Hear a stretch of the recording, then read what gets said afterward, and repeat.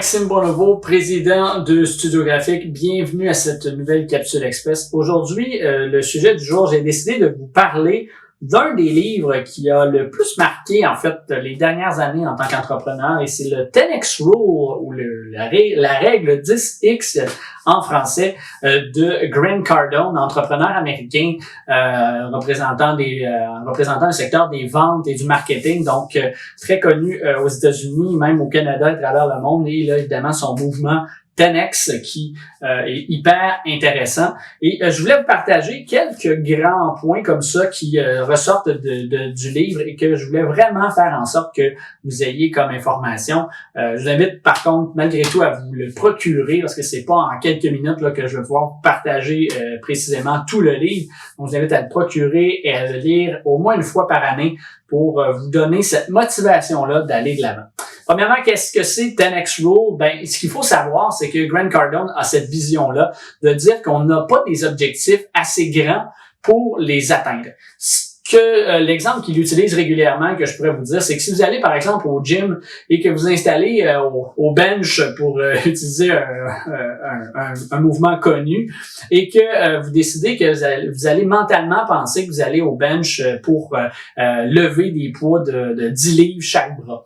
Ben en fait, ce qui risque d'arriver, c'est que vous allez avoir vos attentes que ça va être d'une certaine difficulté selon le poids que vous allez lever. Ce que Grant Cardone dit à ce moment-là, c'est de penser à s'entraîner en fonction de ce que vous allez lever fois 10. Ça fonctionne bien avec les chiffres, mais ça peut fonctionner à un certain niveau. Ce que je veux dire par là, c'est que si vous voulez lever, par exemple, des 10 livres chaque bras, ben faites fois 10. À ce moment-là, c'est si vous allez vous entraîner comme si vous aviez 100 livres chaque bras. Ce que ça va faire, ben, c'est que vous allez peut-être pas atteindre votre 10 livres, mais vous allez être beaucoup plus proche et souvent vous allez l'atteindre parce que vous allez avoir visé tellement haut que l'objectif de base ou celle réelle va être plus facile à atteindre. Donc, en gros, ben c'est toujours de multiplier par 10 votre objectif, que ce soit au niveau chiffre, mais aussi au niveau, par exemple, façon de présenter. Donc, si vous dites, moi, je vais tenter de rejoindre j'ai besoin de rejoindre 100 personnes pour réussir en affaires, ben, pas cette année, parce que bon, une personne m'apporte tant fois mon chiffre d'affaires, mais prévoyez une stratégie dans votre tête, dans votre façon de présenter, même dans vos actions.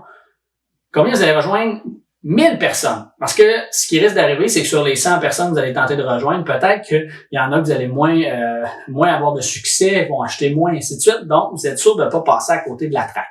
Évidemment, souvent les gens vont dire c'est hyper intense, mais c'est toujours de voir beaucoup plus grand et de vouloir au moins voir peut-être davantage que ce que vous voyez en temps normal. Parce que souvent, les gens vont avoir tendance à se faire des objectifs très bas pour être sûr de les atteindre. Sauf que souvent, lorsqu'ils les ont atteints ou lorsqu'ils s'en vont pour les atteindre, ils vont être un peu assis sur leur laurier, relaxés, tout ça.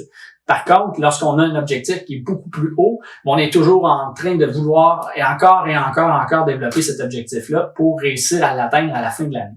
Donc, c'est hyper intéressant de ce côté-là et vraiment hyper intéressant de développer des objectifs, des objectifs de cette façon-là. Ensuite, ben j'avais un point hyper intéressant que je voulais vous partager qui était d'assumer tout le contrôle de tout ce qui arrive autour de vous. En fait, ce que je veux dire par là, c'est que Grant Cardone va mentionner, c'est que si, exemple, il va aller jusqu'à dire que si, exemple, votre entreprise n'est pas au niveau que vous aimeriez qu'elle soit, c'est pas la faute des clients, c'est pas la faute des fournisseurs, c'est pas la faute du marché, whatever, c'est la faute à vous. Parce qu'en fait, pourquoi il y a des entreprises qui connaissent du succès, d'autres pas? Ben, c'est que souvent, la personne va arriver, va dire, ben, ça n'a pas fonctionné parce que bon, les clients étaient pas prêts à ça, et ainsi de suite. Mais avez-vous pensé que c'est parce que peut-être que la personne n'a pas visé la bonne clientèle? Est-ce que c'est parce que le client, justement, dit, ben, moi, c'est pas mon genre de produit que j'ai besoin, mon genre de service. Alors que si vous aviez fait une analyse plus poussée, vous auriez dit, ben, c'est cette clientèle-là que je dois viser. Et là, vous auriez réussi. Donc, d'assumer que s'il y a quelque chose qui arrive au niveau, qui vous arrive, c'est de votre faute. C'est très difficile, je dois l'avouer, à mettre en pratique, mais hyper constructif parce que vous êtes toujours responsable de ce qui arrive. Et de cette façon-là, ben, vous allez trouver et vous allez vous mettre en mode solution de dire, OK, si c'est à cause que j'ai il arrive telle chose, c'est à cause que j'ai pas été aussi efficace dans la prospection. J'ai décidé de faire autre chose aujourd'hui. J'ai pas fait d'appel ou j'ai pas développé quoi que ce soit. Ben, vous allez être capable de dire, je sais ce que je dois faire pour que ça se développe davantage. Donc, de vraiment assumer la responsabilité des choses qui vous arrivent et de voir à développer vraiment votre structure par la suite, c'est hyper intéressant. Ensuite, ben, je vous dirais que Grant Cardone mentionne, et c'est pas dans le premier livre que je lis ça, mais d'arrêter de s'en faire avec la compétition. Très souvent, en tant qu'entrepreneur, on fait un tour d'horizon dans des planifications marketing, puis on regarde et on dit, OK, dans mon domaine, là, dans ma région, il y a tel compétiteur.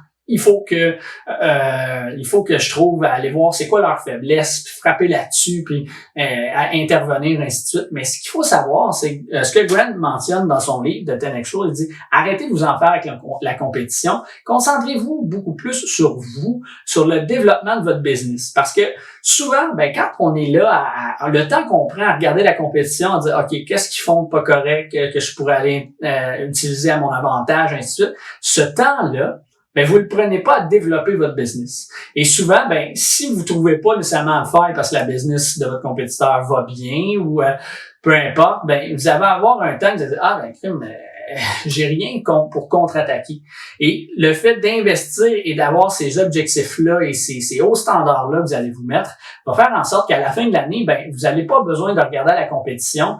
Vous allez vraiment vous concentrer en compétition avec votre propre entreprise. Qu'est-ce que je peux faire aujourd'hui que j'ai pas fait hier pour améliorer la business que j'ai en ce moment?